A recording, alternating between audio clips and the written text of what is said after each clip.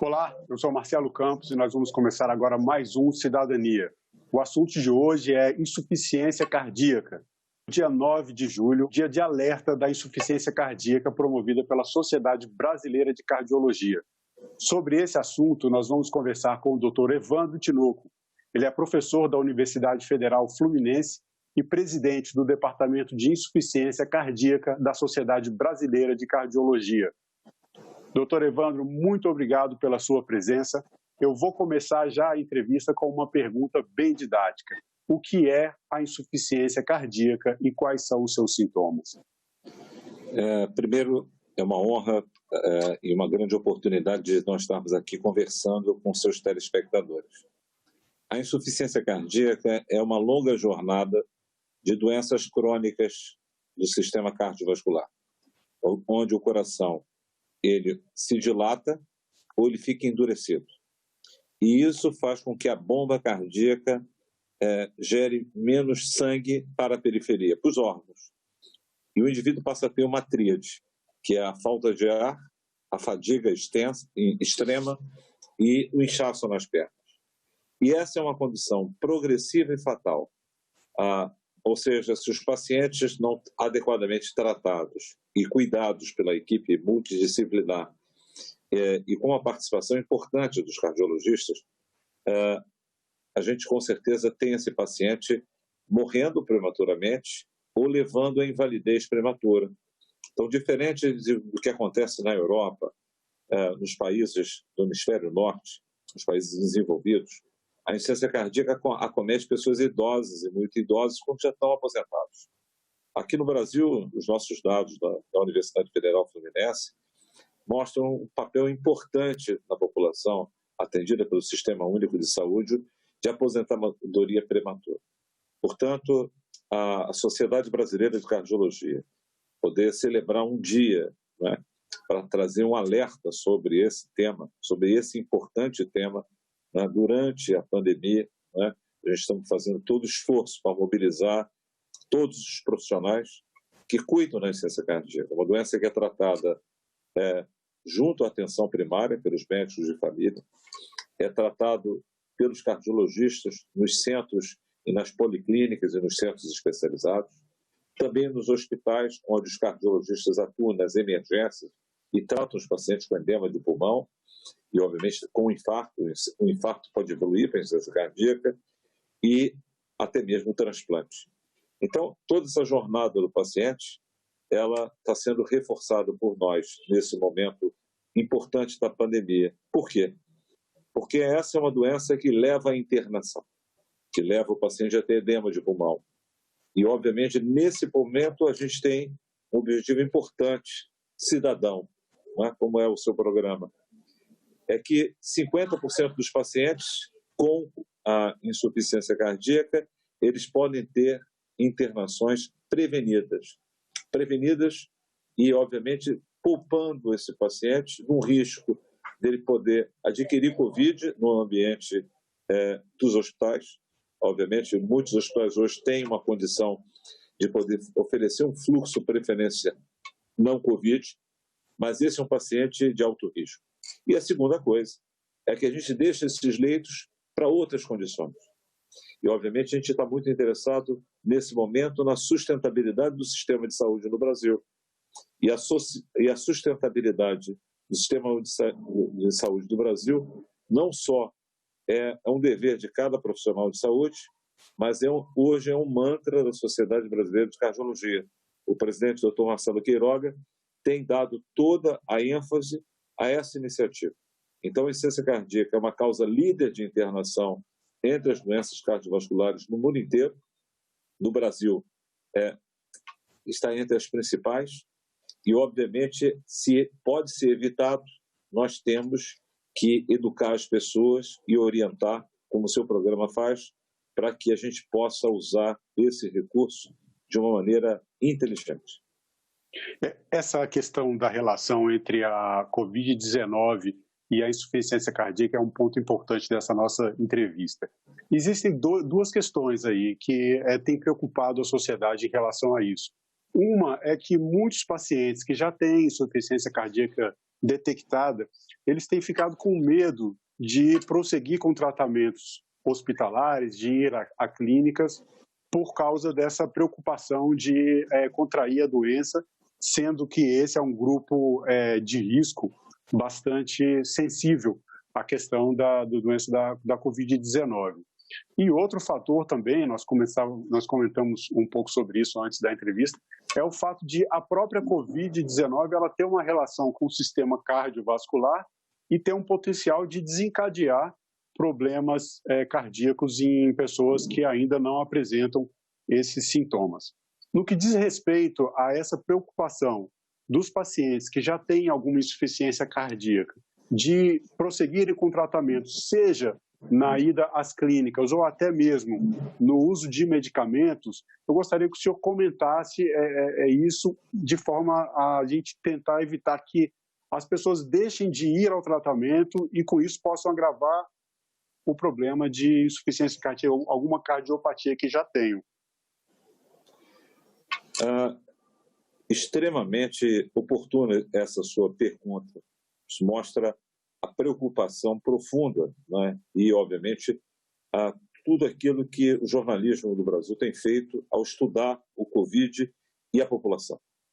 Nós estamos falando de pessoas idosas, pessoas que normalmente têm diabetes e hipertensão. Os pacientes com insuficiência cardíaca, frequentemente, eles têm esse perfil de risco. Eles representam um grupo de muito alto risco. Por isso que nós queremos, né, e esse é o tema central desse Dia do Alerta, que é justamente evitar internações hospitalares. E isso tem que ser feito de uma maneira importante. Primeiro, o paciente reconectado ao seu médico. Todo paciente com insuficiência cardíaca tem um médico e muitos deles têm uma equipe multidisciplinar. E muitas das vezes mais do que um médico, porque esses pacientes têm frequentemente múltiplas comorbidades ou têm um outro cogerenciador, que é o médico de família. Então, esse paciente não pode perder essa conexão, ele precisa estar ligado ao sistema de saúde. Idealmente, né, e a gente sabe das dificuldades de oferecer internet estável e acesso para o computador para muitas camadas da população, muitos desses pacientes podem ser manuseados por telemedicina. A Sociedade Brasileira de Cardiologia tem uma diretriz sobre o uso da telemedicina, e a telemedicina e a teleorientação, durante a pandemia, tem sido mais flexível. Nós estamos aprendendo, não é, a cuidar desses pacientes de casa. Mas aqueles que não têm acesso a uma plataforma, a um serviço de saúde à distância, a nossa recomendação, procure o seu cardiologista ou procure o seu médico de família. Para quê? Para rever os seus medicamentos, para evitar que ele adoeça, piore da insuficiência cardíaca ou tenha uma complicação da insuficiência cardíaca, que é, muitas das vezes, a infecção. As infecções do pulmão, muitas das vezes, é uma forma que leva esses pacientes também a internar, reforçando o papel da vacinação. Então, os 4 pilares que nós salientamos nessa campanha para evitar a internação evitável, né? E aqui até um pleonasmo, evitar a internação evitável, porque eu falei para você que 50%, uma vez gerenciado, o paciente não precisa internar. Então, é importante. Não é? O primeiro item fundamental é o autocuidado. É isso que você está fazendo aqui, do ponto de vista cidadão. Os profissionais de saúde, particularmente as brilhantes enfermeiras, que não só estão enfrentando o Covid nos CTIs, mas estão nos postos de saúde, nas policlínicas, orientando esses pacientes para que eles possam manter o quê? O controle da água, da sua pressão, da sua glicose e obviamente, esse paciente não descompensa. E levando até a vacinação, né? E, obviamente, cuidando da adesão do paciente. Lembrar que são idosos e vulneráveis. O segundo profissional importante é justamente o nutricionista, orientando também as dinâmicas do sal, do excesso de água, o farmacêutico, fazendo assistência farmacêutica desses pacientes. E, obviamente, os profissionais da área de educação física, psicologia, porque esses pacientes também são muito suscetíveis à depressão. E a depressão faz com que o paciente abandone o tratamento. Então, você já percebeu a complexidade disso. Então, o primeiro pilar, o autocuidado. Estimular que as pessoas possam ter as informações, possam ser teleorientadas, possam receber informações, como o próprio governo tem feito, né, utilizando a telefonia em áreas remotas, para que em cada lugar, o governo municipal, estadual, federal e, obviamente, o sistema privado, de conectar esses pacientes. E esses pacientes são de alto custo e de alto risco para a internação e para o Covid. O segundo pilar importante é justamente o cuidado integrado, a equipe de saúde. Né? Nós olharmos e valorizarmos não só os hospitais, mas olharmos todo o sistema de saúde. Né? E, obviamente, os times, e o cardiologista tem um papel fundamental de liderar times de cuidado. O terceiro ponto fundamental são os medicamentos. Os medicamentos, essa é uma doença que existe uma cesta básica de medicamentos. E se as pessoas não têm acesso aos medicamentos para a insuficiência cardíaca, obviamente esses pacientes aumentam o risco de internação, além de esses medicamentos melhorarem a qualidade de vida e, obviamente, aumentarem a sobrevida. Então, esses pacientes podem chegar a etapas que eles precisam de marca-passo e até de transplante cardíaco. Mas os medicamentos são fundamentais. E essa adesão ao tratamento, isso reduz a internação hospitalar. O nosso desafio é o coração endurecido. Né? Então, o coração endurecido, que é uma entidade que hoje já perfaz em alguns lugares 50% dos pacientes, essa é a nossa realidade em Niterói, a gente tem estudado muito esse assunto, então a gente tem ainda uma lacuna do conhecimento. Então aqui o manejo clínico com o diurético, aqui o manejo clínico das comorbidades, e a gente tem, obviamente, algumas perspectivas, né, nessa direção, que possam estar reduzindo internações hospitalares. Então a gente vem caminhando em relação a esse assunto, um assunto importante também. E, obviamente, o último pilar, nós já tínhamos falado, a telemedicina, a telecardiologia. Basicamente isso. A telemedicina agora é uma ferramenta importantíssima, principalmente seguindo essa linha, né, de evitar as internações hospitalares. Eu vou repetir, mesmo parecendo redundante, porque é didático. Evitar as internações evitáveis. A gente sabe que algumas são imprescindíveis e outras são possíveis de serem evitadas. Agora, seguindo essa linha, os cuidados que as pessoas devem tomar, a questão de ficar em casa, gera um aumento no sedentarismo, tem a questão psicológica, a questão da saúde mental, todos esses aspectos são importantes. Quais são os cuidados que as pessoas que já têm problema com insuficiência cardíaca devem tomar em casa em relação à alimentação, em relação a exercícios físicos, para manterem a sua imunidade, manterem a sua saúde? E quais os sintomas que devem ser observados para que as pessoas também façam rapidamente essa conexão com o médico ao sentir que tem alguma coisa acontecendo que pode preocupar? Eu queria que o senhor falasse sobre isso. Cuidados básicos e sintomas que devem ser observados como sinais de preocupação. Novamente, uma questão extremamente importante. Na equipe multidisciplinar que cuida desses pacientes, nós temos um papel importante da enfermagem, que é o inchaço nas pernas, a falta de ar e principalmente a fadiga desses pacientes. Marcelo, está conectado? Estou sim. Teve uma pequena falha quando o senhor começou a falar dos sinais. Está falando do inchaço nas pernas. Isso aí. Existe uma tríade que leva o paciente a procurar o sistema de saúde com suspeita de insuficiência cardíaca. É a mesma tríade que nós médicos conversamos com pacientes e as enfermeiras decompõem isso com a equipe multi, educando esses pacientes para quê? Preste atenção no seu inchaço diariamente, no seu peso, é muito importante, ganhos de peso de mais de 2 quilos, 2,5 quilos numa janela de 1 a 2 semanas, seguramente não é o paciente que ganhou peso muscular, ele ganhou líquido. Uma coisa que é fundamental é a qualidade do sono, né? Ter o sono interrompido com falta de ar à noite. A progressão da fadiga, o cansaço extremo e a falta de ar, e muitas das vezes um chiado ou um quadro infeccioso respiratório. Então, esse é fundamental, né? Quer dizer, a gente orientar esses pacientes para que eles manuseiem isso. É óbvio que, como eu falei para vocês, esses pacientes têm várias comorbidades. Então, muitos deles têm apneia do sono. Então, usar o seu CPAP à noite.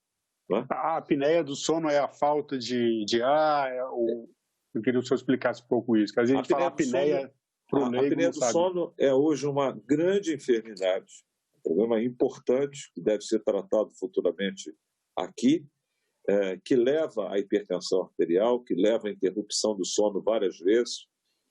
Ela acomete indivíduos idosos, indivíduos do sexo masculino, e ela frequentemente está junto com uma comorbidade bastante comum, né, no paciente com insuficiência cardíaca. E muitos têm um diagnóstico e têm o tratamento com o CPAP. Manter o seu CPAP, né, adequadamente, né, titulado e acompanhado é importante para que esse paciente tenha uma qualidade de vida. O CPAP é o aparelho que... À noite. O CPAP é um dispositivo noturno que impede que o paciente tenha uma queda da oxigenação cerebral e corpórea à noite, por um problema na região da garganta, uma queda da língua, uma protusão que acontece no sono. Em resumo, controlar a glicose, controlar a pressão, sinais de alerta de descompensação, que é a piora da dispneia, da fadiga e do inchaço, manter as suas comorbidades adequadas, a pressão controlada, não deixar faltar os remédios e prestar atenção na depressão. É claro que o isolamento social tem sido muito difícil para os idosos, né? Assim como vários idosos, meus pais também estão em confinamento. E a gente sabe o quanto é difícil manter isso.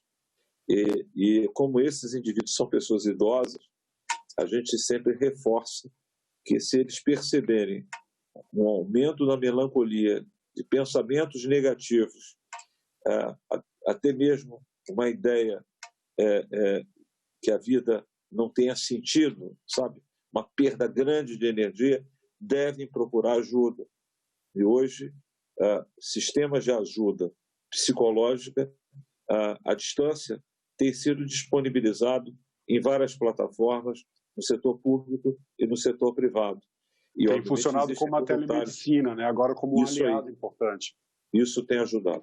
Então, a gente vai saindo um pouco, Marcelo, de uma discussão que muitas das vezes ela tenha ficado no embate sobre a telemedicina, e a gente chama muita atenção, principalmente nós, ligados à Sociedade Brasileira de Cardiologia e ao Departamento de Ciência Cardíaca e à própria universidade, que é justamente a visão da medicina digital.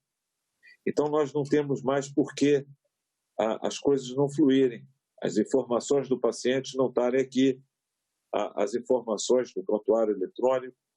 Eu não tenho dúvida, existe o efeito do biovírus e existe o efeito do psicovírus. O psicovírus vai acelerar as transformações que nós precisamos no sistema de saúde, tornando esse sistema mais eficiente, mais responsável, né, com menos desperdício, com menos de redundância, com o papel do paciente, com informações corretas para a decisão, o que a gente chama de literacia em saúde. Então, o seu programa é um grande exercício de literacia em saúde, né? E quando a gente percebe, né, toda a preocupação de educar o cidadão para que ele possa tomar melhores decisões, para ele cuidar da sua vida, dessa maneira evitando sobrecarga ao sistema de saúde, que não haja desperdício com internações evitáveis. A gente, como médico, como profissional do sistema de saúde, a gente enxerga que o papel da nossa sociedade de cardiologia, o seu papel social, ela está acontecendo. Então, nosso trabalho, muitos de nós, né, nesse enfrentamento do coronavírus na Sociedade Brasileira de Cardiologia, foi justamente pesquisando como o coronavírus pode agravar e gerar agressões no coração e o que a gente pode estar prevenindo em relação às doenças prévias e evitando que esse paciente se torne vítima do coronavírus. Ainda nessa relação do coronavírus com as questões, com os problemas cardíacos, existe risco de sintomas da Covid-19 mascararem sintomas que, na verdade, seriam de insuficiência cardíaca? Por exemplo, são muito parecidos, né? A questão da fadiga, a questão da falta de ar, que a falta de ar eu acho que é o grande identificador hoje, pelo menos está no senso comum, que a falta de ar é a maior característica da Covid-19, mas pode ser que a falta de ar seja uma questão de insuficiência cardíaca. Esse risco de confusão dos sintomas de um com o outro pode causar problemas aí no tratamento das pessoas que têm insuficiência cardíaca? Essa é uma questão que merece ser dividida em etapas. Né? A primeira coisa, o sintoma mais comum do coronavírus não é falta de ar. É justamente um quadro respiratório gripal. Ou, mais comum do que isso, são pessoas assintomáticas. As formas que realmente necessitam de imediata avaliação e ida ao sistema de saúde é aquelas que o indivíduo tem falta de ar. A falta de ar é um red flag, é um sinalizador que a gente pode estar com o acometimento e a complicação pulmonar. E, como você muito bem alertou, é difícil separar num paciente que já teve insuficiência cardíaca ou é um paciente idoso, diabético, hipertenso, se aquele quadro respiratório é ou não insuficiência cardíaca. E, obviamente, nesses casos, os exames pulmonares de investigação e outros exames apontam na direção. Mas uma coisa interessante é que o coronavírus também inflama o coração, agride o coração. Aí é que esse é o ponto central. Nós publicamos isso, um grupo de investigadores da Sociedade Brasileira de Cardiologia e do Departamento de Ciência Cardíaca, fizemos uma publicação sobre essa injúria do coração causada pelo coronavírus, que às vezes simula infarto, às vezes com dor, às vezes causa insuficiência cardíaca, e aí a sua pergunta foi fantástica em relação a isso, e a gente precisa às vezes fazer o ecocardiograma, o ultrassom, a gente precisa dosar marcadores no sangue, a gente precisa às vezes fazer uma ressonância do coração, um exame mais sofisticado, porque às vezes tem uma inflamação na parte tecidual. E a questão importante é o quanto isso vai se tornar uma agressão crônica. Nós não sabemos. Né? Então, a gente tem visto alguns casos, inclusive casos dramáticos, que houve a recuperação, né? Em centros especializados, em terapias intensivas, porque essa é uma doença que a gente tem conseguido mostrar o quanto a medicina intensiva muito bem feita, ela é fantástica para aqueles pacientes muito graves. Né? Ainda não temos definições e soluções para as outras formas, mas a medicina intensiva e o cuidado desses pacientes tem sido progressivamente melhorado com o uso do corticoide, e você tem aqui discutido esses avanços no seu programa e visto essa evolução. Então, a cardiologia brasileira hoje ela está estudando os efeitos agudos, que já estão razoavelmente bem delimitados. Às vezes a falta de ar é uma embolia de pulmão, às vezes a falta de ar é uma fraqueza do coração e uma dilatação por inflamação, e às vezes o quadro é um infarto. O coronavírus às vezes acelera um quadro de infarto. E nós estamos agora entendendo e monitorando com cardiovigilância esses pacientes que foram acometidos com agressão cardíaca e aqueles que não tiveram, para ver se algum dos aspectos metabólicos, cardiovasculares, possam acontecer no médio e longo prazo. Então, isso tem sido um desafio, assim como o jornalismo não só se reinventou, você provavelmente, a sua plataforma hoje de fazer o programa, provavelmente ela foi recriada, não é? Completamente, é. E até mesmo as suas pautas, não é? Você hoje deve ter 70% das suas pautas ligadas à saúde. Você também tem sido um sujeito estudado bastante sobre os diferentes cenários do coronavírus, muito atento para decodificar isso e transformar isso em conhecimento para o seu público. Nós, do outro lado, temos abraçado o enfrentamento das fake news e com apoio, né, da imprensa, né, imprensa de qualidade. Então, a gente tem trabalhado para evitar que aquilo que não é uma informação crível, como é o seu programa, chegue à população a informação correta, né? E a gente tem uma coisa fundamental que eu tenho discutido com seus colegas jornalistas, que é ter a tolerância à incerteza. Então, nós médicos, né? E muitas das vezes acredito que os jornalistas também querem sempre doutor, isso assim, como é que é isso? E nós médicos tínhamos muitas certezas, né? O coronavírus traz para nós uma reflexão que a prática médica é um ambiente de incerteza. Tolerar a incerteza é o caminho para quê? Para a gente poder lidar com isso sem burnout, sem depressão, sem ter que usar drogas que têm um efeito neuropsiquiátrico. Então, não só... e a gente tem discutido isso com educadores, com os psicólogos, porque os médicos também têm que aprender a lidar com essa tolerância e incerteza que não era uma coisa visível na nossa profissão. E as pessoas querem sempre uma certeza absoluta. E não. A gente tem verdades transitórias na medicina. É importantíssimo essas colocações. Eu agradeço as colocações feitas em relação também ao papel do jornalismo, ao papel da imprensa nesse enfrentamento. E agradeço especialmente aqui a sua presença, o seu tempo. Eu sempre faço questão de ressaltar aí o papel dos profissionais de saúde que estão no fronte de batalha aí, oferecendo o risco à própria vida em benefício de toda a população. E eu quero agradecer também aos nossos internautas, nossas internautas, espectadores que assistiram a essa entrevista. A entrevista fica disponível no site da TV Senado, senado.leg.br/TV, e também no nosso canal no YouTube. Para você que quer fazer uma sugestão, crítica, ou apresentar uma sugestão de pauta para o programa Cidadania, entre em contato pela Ouvidoria do Senado, também pelo site senado.leg.br/ouvidoria. Obrigado pela sua atenção e até o próximo Cidadania.